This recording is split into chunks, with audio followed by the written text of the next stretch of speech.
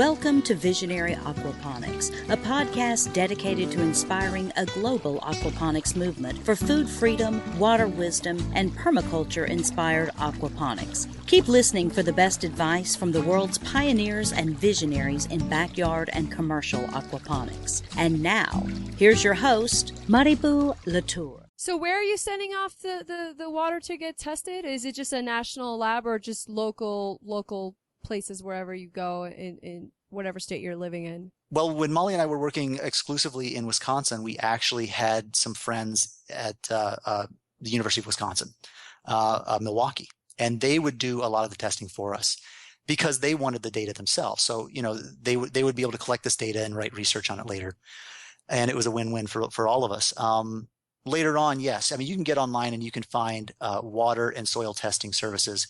And you basically just send in a sample according to their directions, and they'll send you the paperwork back later on with everything you need to know. Again, not just nutrients, but it'll be pH, all kinds of different factors, and different companies do different things. Awesome. Molly mentioned a reverse osmosis filtration system for the Holly greenhouse, and I was just wondering, does that remove chlorine, or are you guys off-gassing the chlorine before you put it in there? Well, it does, yeah. It does remove chlorine, but in addition to that, just to make sure that everything had off-gassed from the incoming water, we also generally recommend kind of isolating the system water, especially if you're starting up a system and running it with just water in it for a couple of days to make sure that is fully. That everything that is in there that needs to get out has gotten out. So that actually brings to mind another question. I know I'm going off the list of questions here, but everything you guys are saying is really interesting. And I'm wondering, how do you cycle your water when you start a new system? Do you inoculate it, or what do you do? We do. With Holly, we spiked it with ammonia.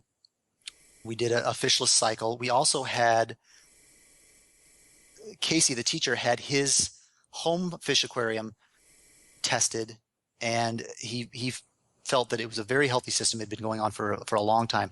So he actually would bring water in weekly and add that. And what I had him do was make sure that that both system waters had the same parameters, give or take, pH, temperature, especially. And so when he added that, it wasn't a shock to the bacteria and killed them. But we usually added that right into the media bed. So, and that's the way we started out. And then we start out with just maybe 2 or 3 goldfish, and then go up from there. Great. So what kind of fish are you guys growing? In the beginning, well, on the large scale, we've grown mostly tilapia, different types. Yellow perch was a really exciting one because there was a specific type, a super hybrid developed by Fred Benkowski at the Great Lakes Water Institute in Milwaukee. So we had these super perch. They grew a little bit faster. They could handle wider ranges within the water and the water chemistry, and they grew very well. Not as fast as the tilapia, I would say, but much faster than other types of perch that I've seen, and that was really exciting. So mostly tilapia and perch. You know, for the educational systems, we usually do koi or goldfish. In our hydroorganic systems, it really doesn't matter. You know, or if the aquaponic system is set up, and I'll talk a little about this a little more later, to handle a hydroorganic system on the side, it really doesn't matter because, like I said, we're analyzing the water and amending it from there. Adam Cohen has subcontracted us to help design systems for him in the past, or parts of systems for him in the past. And we've relied on him as well to help us with technical questions on fish. He has a degree on fish, and he's very knowledgeable on that. I think Imagine Aquaponics will be working with him on building more systems and doing more great things in the future. Great. Yeah, I look forward to having him on the podcast as well. So as far as tilapia go, we know that they came from Africa, and they love, they're very hardy and they're great to grow. But I thought they were more worm-loving creatures. So are there tilapia that are just specific to colder climates and more tolerant to that you're growing specifically? We generally try to grow things that are going to work well for the optimum health of the aquaponic system, and that seems to be around 72 degrees. So even if, you're working in a colder climate, the fish that you're going to choose are probably going to still be within that temperature range if you're trying to grow plants in an optimal way. If you're trying to grow the bacteria in an optimal way, you're probably going to end up a little bit warmer than, the perch may be able to overwinter here. But if you want to grow them to a harvestable size within a reasonable amount of time, that slowdown is not going to be good. Mm-hmm. So speaking of heat and cold climates, and you guys were talking about permaculture as well, permaculture integration. What do you guys do for building greenhouses in cold climates, and what is your main priority to make sure that your fish and your plants are warm enough during the coldest during the coldest months of the year? Well, I mean, you've got your standard Modine style natural gas propane heaters. We've used those, and honestly, we use those no matter what. I mean, we have a standard heat source or something that's known to be reliable, and then off of that, we try other things that will offset the cost of using those. So basically, the heater doesn't cycle on as much because you're using these other things. One example would be the water-cooled lights, where you're actually capturing up to 93% of the infrared heat that's given off by that bulb. You take an HID bulb, for example, HPS, high pressure sodium, metal halide. About 70% of the energy coming in to that bulb is not being emitted as light. It's being emitted as heat. So only 30%. So you got a 1,000-watt bulb, 700 watts of that is going straight to heat. That's a problem. It's a waste. It's called by most people waste heat, and they're trying to exhaust it from the facility or the system. Well, I have a favorite phrase that I used a lot in years past. It's only waste if you waste it. So with these water-cooled lights, like I said, we were able to capture 93% of this heat, and then we were able to heat the greenhouse hydronically. Sometimes we'd actually do it with hydronics in the ground, in the floor of the greenhouse, using foiled bubble wrap underneath that to insulate. And other times we would just do it within the system itself. So within the media beds, within the deep water culture tanks, within the fish tanks, we would run these hydronic tubes. Basically, most of the time it was just like PEX. And then, like I was talking about earlier, we would focus on the temperature of the water. Mm-hmm. And, energy cannot be created or destroyed. It can only be transferred. So whether you're working in a cold climate or whether you're working in a hot climate, you've got a hurdle that you need to get past, and it's usually just transferring that energy. Mm-hmm. Another example would be geo air tubes used to buffer the air. So what you've got is, I think a lot of people call them earth tubes. You're bringing the air down into tubes under the ground. You have to be, it depends on where you are. In Texas, I think you need to be as far as 10 feet down. In Wisconsin, I think you only need about maybe somewhere between 7 and 8 feet down. But the temperature at that level, at that depth, is right around 55 degrees year round. So when you're talking about heating or you're talking about cooling, you can bring the air, I call it buffered air, into the back of this heater or the back of the water chiller or the air conditioner, whatever you're using. And now the heater, for example, is only having to heat from 55 degrees up to your target temperature rather than -10 up to your target temperature, which you're going to see that difference in your fuel bill. Right, geothermal.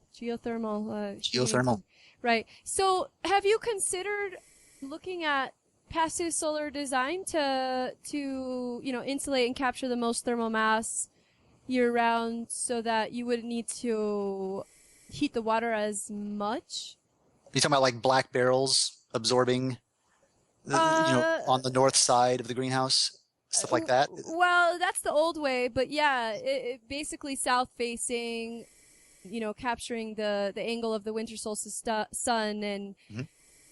and basically using the thermal mass in the water itself as a way to store heat, as well as just glazing and thermal mass, just the way that you design the greenhouse. So basically going east to west, long south-facing side, insulated north side, and enough thermal mass to store the heat as it enters in through the south side during the day, so that at night the water radiates that heat, and the floor, if you have it exposed to the sun all day, will radiate heat out to your plants as well.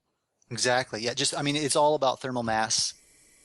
And we've used water bags instead of the barrels that just line the wall, and they take up much less space. Basically it's kind of like the geo bags that are used at UVI for collecting the waste solids from the fish, and then the water slowly leaches out. Well, these don't leach the water. So it's like a inflatable mattress that mounts on the back wall. Mm-hmm.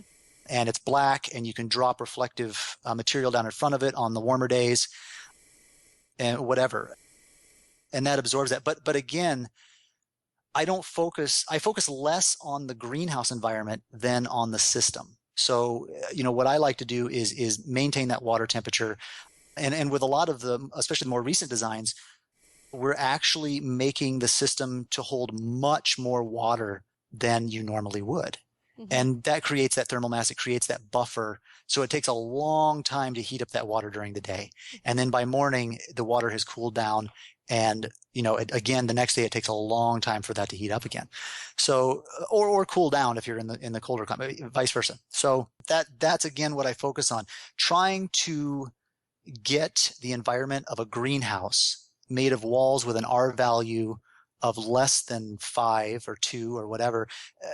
It's expensive. It's possible, absolutely, but it's expensive, or you're taking up a lot of space with these thermal mass units or whatever. Again, I focus on the system. Make the system work within the parameters that you want. Be less reliant on trying to expensively handle the greenhouse environment. What has been the biggest challenge that you've had with aquaponics so far? The challenge has been really, I think for us, was to refine the scope. When we first started Imagine Aquaponics, we sat down with a couple of friends who had been involved at Sweetwater, and we made a matrix with all of the different ways that aquaponics could be applied to make a difference. Like desert climates where water is scarce, urban environments where growing space is scarce, and we were kind of just blown away by all of the different applications. And when we first started, advertising consulting services, we were inundated with all of these requests. And a lot of them, although we could technically perform them, weren't necessarily things that we were passionate about. And it took us a while to really refine what our sweet spot was, and to stand up for the fact that it was okay to uncouple the plant growing side from the fish growing side and amend things, and to really define ourselves the way that we felt was authentic. Yeah, I think that's perfect. I mean, we could go into all these little tiny things where like, oops, I forgot to adjust the pH on that one, or I adjusted the pH too much on that one. But yeah, I mean, as an overview, I think that what Molly said is perfect. So what did you learn from your experience at Sweetwater Organics, and how did it prepare you in your current business? I learned from Sweetwater, it was the power of self-promotion when you're doing something like that is hard to even describe. The crazy idea of digging troughs inside an old warehouse, throwing some fish in there, then building these plant growing systems, believing that the ambient light that was coming in through the side windows would be enough to grow the plants. All of that, seems almost hard to believe in retrospect. But there were so many passionate people who got behind the idea, because one of the founders in particular is this poetic spokesman who is so good at putting forth this idealistic vision and getting people aligned to support it. It was astounding for me to see the caliber, the quantity, the just overwhelming community support, national support, international support for that place, because people believed in the vision, because it was articulated so clearly. And so obviously I learned an amazing amount about aquaponics working there, having to face so many challenges with insects, with plant diseases, with all sorts of, like everything that could go wrong did.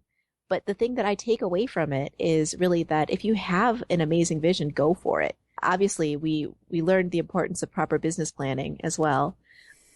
I think Jesse will go into that. But if you have a really amazing vision, go for it. Dream big. Just get people on board with you. Get the support behind you. Even though it didn't succeed, it had a chance despite the odds, because they dreamt they dreamt big and they went for it. Speaking on aquaponic businesses that actually go under, can you synthesize for us what you think the main failures of that was? Just because I think many of us dream to have some kind of commercial aquaponic business or system, and we've seen a lot of these businesses actually fail because of venture capital running out or things like that. And so I'm just wondering what your take on it is and how we can prevent that for, many of us who do want to start businesses like that. You kind of touched on something there, Rebu. I think that it's very important for this industry to talk about things. And I think that whenever that there are some people in powerful positions in this industry who don't like that. They immediately cast you as negative or some kind of vigilante or some kind of, whatever term they want to use. If you're bringing these things up and you're trying to say to people, look, this is what happened. Don't do this. Watch out for these people, watch out for this technique, whatever. Because of this, as long as you can back that up and you're not just spouting out a bunch of, drivel, it's so important. This industry is emerging and we have to use past examples, good and bad, to move forward from. So burying those things and saying, oh, that never really happened, or let's not talk about it. That's a crime in my opinion. In a nutshell, there was no plan for Sweetwater. Molly and I came on after the systems had already been built. We were told that there was a plan many times and even asked to come up with one, but again and again, the money always vanished before we could finish anything. And that was the thing that just kept coming, kept happening. The money would come in, so much money, and then it would just kind of disappear. The indoor facility, and you're going to be putting pictures up, it was amazing as it was to see. It was never meant to be profitable. It had been built before Molly and I signed on, like I said. It was a gigantic indoor version of growing power systems, which were unproven. And later on down the line, Will Allen would even say in his own workshops that you can't make a profit off of these systems produced commercially. So we had basically systems that couldn't produce a profit on steroids growing in an indoor setting. And we maintained and improved on those as much as we could.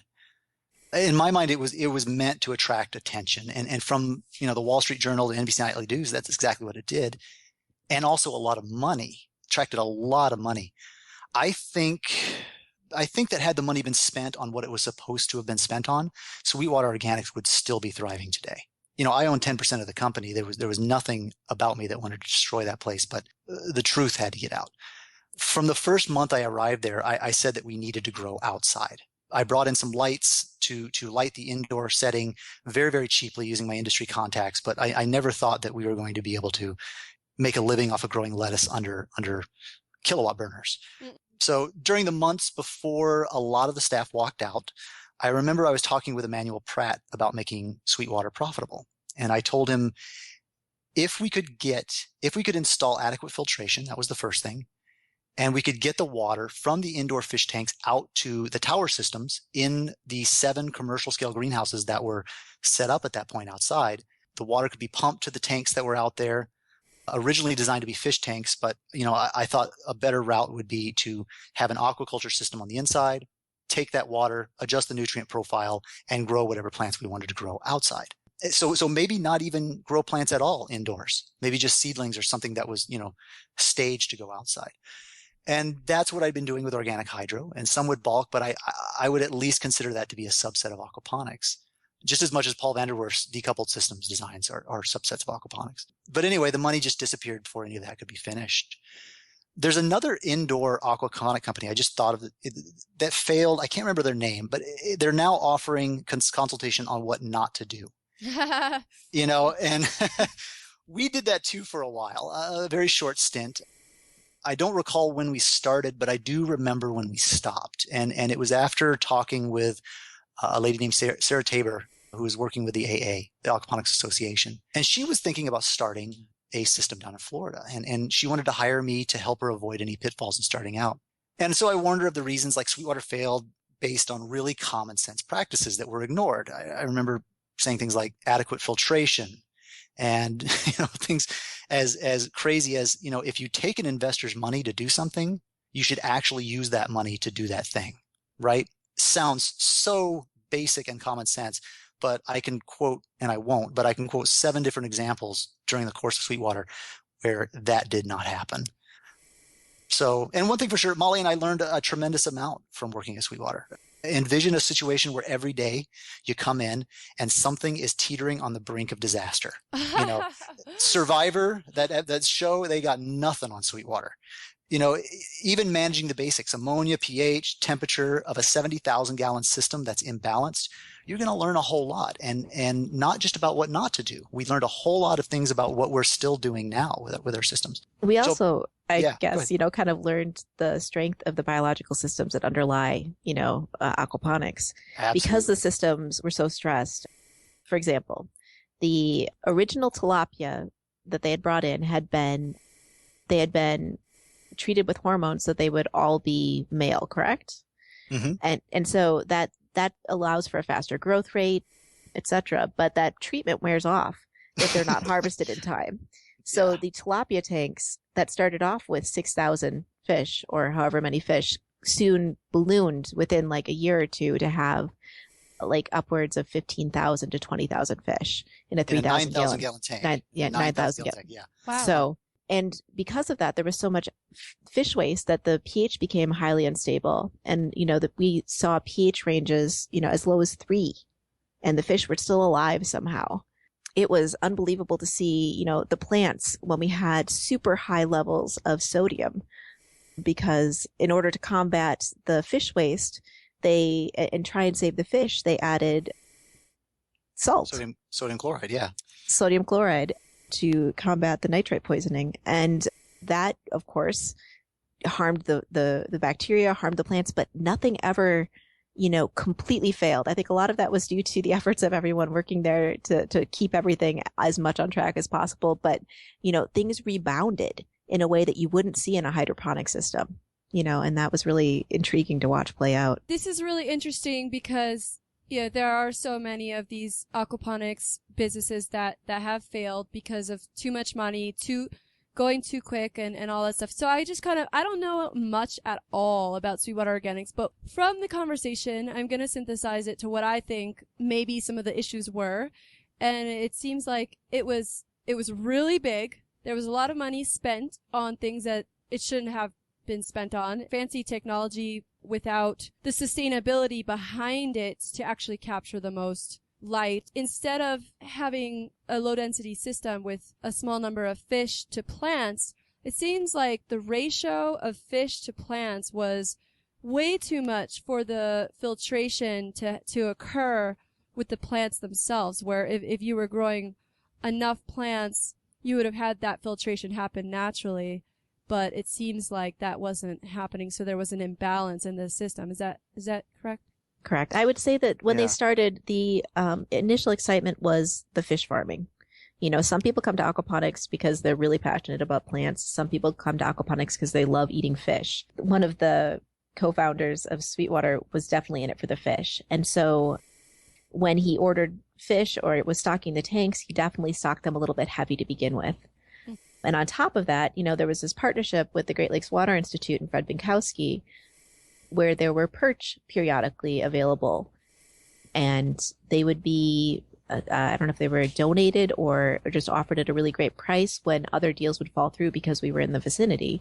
And it was really hard for them to say no. Well, some of it was part of the research project, but then there were other batches. I think there was at least one other batch where another research partner wasn't able to take the fish that had been the hatchlings that had been raised. And so we were asked if we wanted them at the last minute, and they said yes, even though that system really wasn't. Fish there's a huge demand for perch in particular in Milwaukee for Friday Night Fish Fry. It's a solid business plan to grow fish, but not in the way that it was being done there. The fish were not able to be raised in a healthy way because the plants, there weren't enough of them. We don't like to use ratios exactly because, every situation is unique, but, saying that you should have like 4 plants for every fish is often tossed around as a good ratio. And the ratio there was much more like, even at the beginning, 4 fish for every plant. And then once the tilapia started breeding, that became even greater, like 10 fish or more for every plant. Oh my So, goodness. I mean, and so it was definitely, we were in need of mechanical filtration to remove fish solids. We were in need of more biological filtration space. We were in need of a lot more plants. And that's what we were really fighting to get done when we were there, was adding additional growing space. Well, that's a great lesson for us. Do you guys have any advice for people who are aspiring aquaponics entrepreneurs who maybe have never built a greenhouse or built a business, but they're really passionate about aquaponics? I would advise for them to get in touch with their local, a lot of municipalities, a lot of like states offer business planning courses. Aquaponics is really exciting because there's fish and there's plants and there's this whole biological system. But when at the end of the day, you're still running a business, and being able to plan a business is really important if you're going to put your own money on the line, if you're going to dedicate your life to this. You want to know that what you're investing is going to give you a return on the investment. Strengths of aquaponics are that you have less water usage. You have a lot less input into the system for the outputs that you get. But, it is not a one-size-fits-all solution, and it's hard to farm anywhere and make a profit, let alone on the verge of what's, currently accepted. A lot of the reasons why people have gone under is because they've thought that their lettuce was so special because it was grown using aquaponics that it would sell for $5 a pound. And that's when you grow something in your own aquaponic system and on a home scale, that may be true. You may be willing to buy a home scale aquaponic system and pour a ton of money into it. And you may think that the lettuce that cost you, $5 a pound to grow is worth it. That's a personal decision. But when you are getting to the place where you're selling a commodity, you have to realize that the commodity is only going to sell for what the market is willing to pay for it. And base your business planning decisions around that. Optimism is definitely needed when starting a business, but it needs to be kept in check with a good dose of reality. So yeah, and start small. I mean, either start small yourself, and then as Elliot Coleman says, grow your business organically.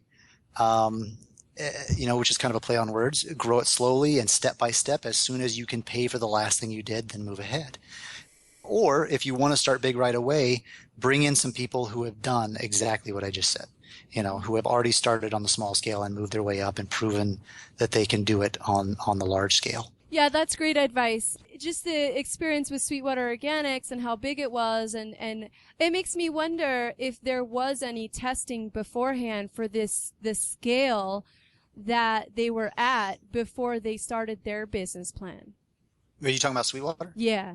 No, there was none. They took a workshop at Growing Power, and then I think it was only a couple, maybe a few months later that they actually started building the much larger versions of those. Yeah. Yeah. And so, another piece of advice would be know who you're getting in bed with, know who you're getting in business with, and get things in writing. Molly and I have very strict contracts that we require in consulting and building and all of that, and for good reasons.